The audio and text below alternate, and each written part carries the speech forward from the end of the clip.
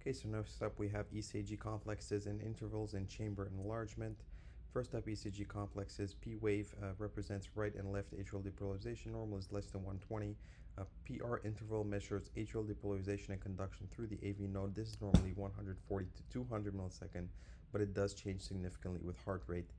The QRS complex, this ventricular depolarization, normally it's 60 to 100. We can have an incomplete bundle branch block if it's 100 to 120, or a bundle branch block left or right if it's greater than 120. But we can also see this in wide complex tachycardia, SPVCs, ventricular tachycardia, Wolff-Parkinson-White, and also hyperkalemia, sodium channel blockade by multiple medications, and also hypothermia as well. The ST segment between QRS complex and T wave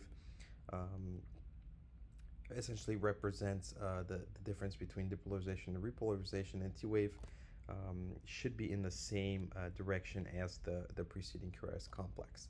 U wave can sometimes be seen following T waves. This is more prominent in bradycardia, hypokalemia, and hypomagnesemia as well, and also in hypothermia. QT interval, this is very important.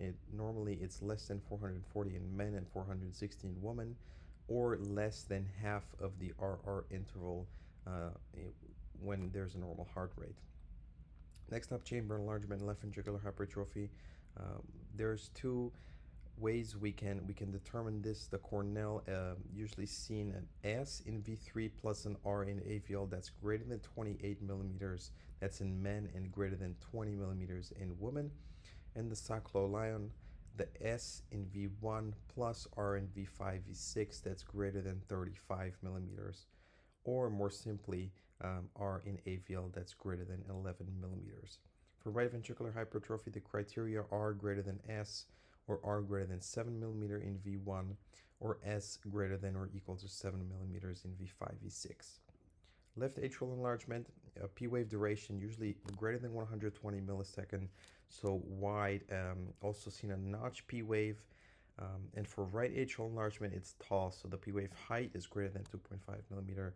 That's the P pulmonale versus the P mitrale. And this is initially positive, P wave greater than 1.5 millimeter in V1 or V2. So that's the difference between left and right atrial enlargement.